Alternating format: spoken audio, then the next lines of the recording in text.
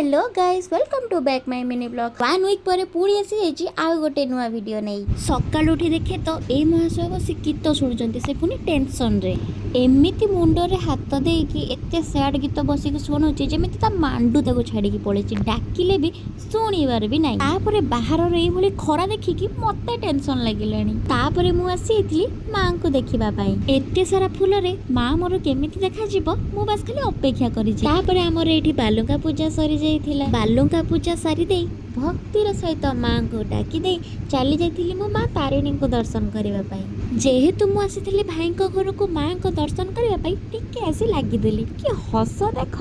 तापर घर को आसी देखे तो भाई मोर आसिकी पहुंची जाइथिला।